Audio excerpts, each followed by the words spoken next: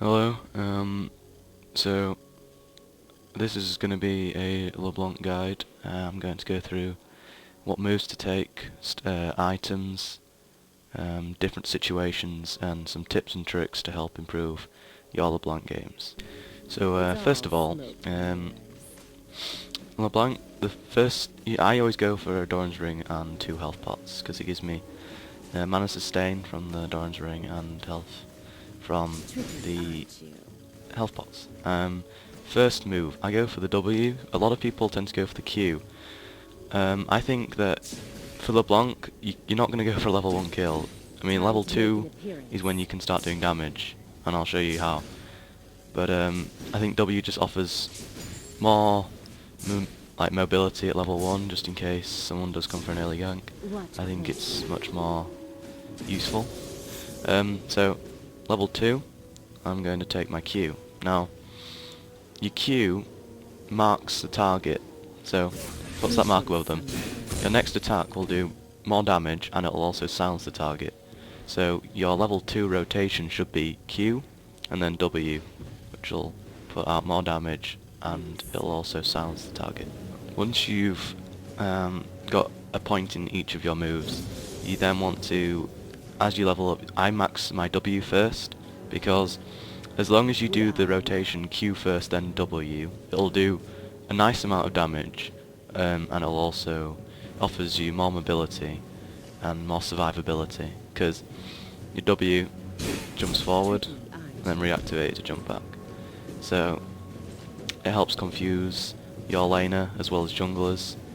I'm then second, I max Q, and then I max chain last, and then points in R whenever you can. For items, the first thing you should do is you should rush Deathfire Grasp. That is, in most situations, against most people, the first item you should go for is a Deathfire Grasp. Then it's pretty optional how you then go on. I usually go for Rabadons because I'm usually winning line, and that'll just help me beat them a bit more. Then if you're against there's a lot of AD on the team, you might want to go for a Zhonya's next, or likewise if there's a lot of AP, go for a magic resist item. It's pretty obvious. Void Staff mid game I go for, and then sometimes if I'm getting focused, a Guardian's Angel is a viable pick, but I think stacking AP is more useful, personally.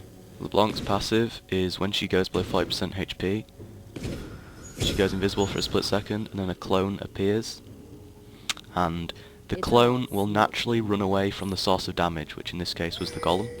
So you want to make sure. What some people do is a nice tip is that when you get to that 40%, you go invisible for a second, and then there's 2 of you, your clone always runs away from the source of damage. If you stay still, 9 out of 10 people will run after the clone thinking, oh well, he's not going to stay still, he's obviously going to try and run away. So they go after the clone, which is running away. But once you get to higher elo, this won't work, because people will know that LeBlanc's clone will never stay still, so if you stay still, they will know that that's you. Best way to do it is if your clone runs that way, you run that way, then they've got a 50-50 chance they don't know which one to go for, and using your E and your W, it's quite easy to escape.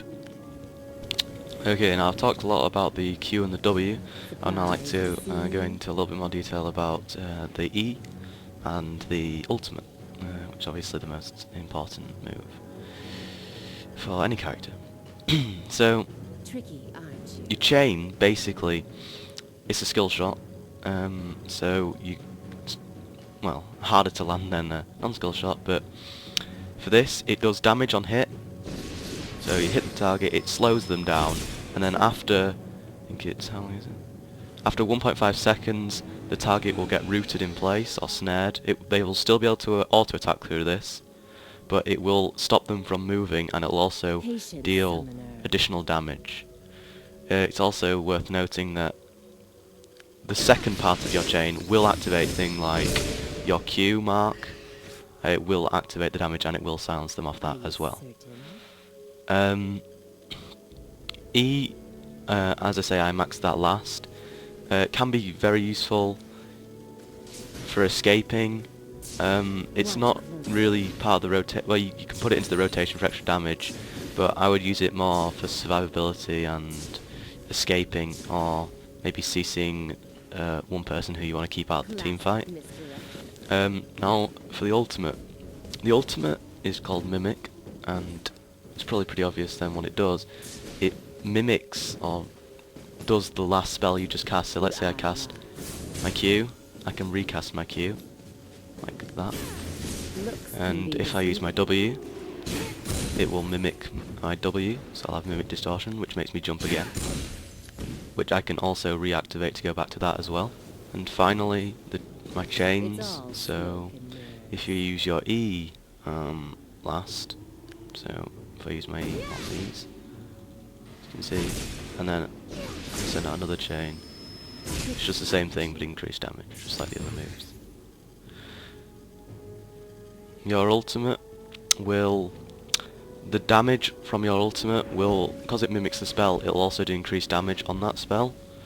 So, but it'll do it proportional to how many points you've got in that. It's also worth noting that the mimic version of the Q spell will also apply the same effect that the Q does, where it will silence them from your next spell. So late game, when you have 5 points in your Q and your W and your E, it is more beneficial for you to, instead of doing the QWR rotation, which you use at like level 6 or until you've got 5 points in that, it's more beneficial to Q, then R to apply the silence, and then W to activate the mimic on the second stage of your R, which will end up doing more damage. And then use your chain in between whenever you need it. But also note that if you use your Q and then your E, your R will change to the chain, so then you won't be able to do the second stage of your Q.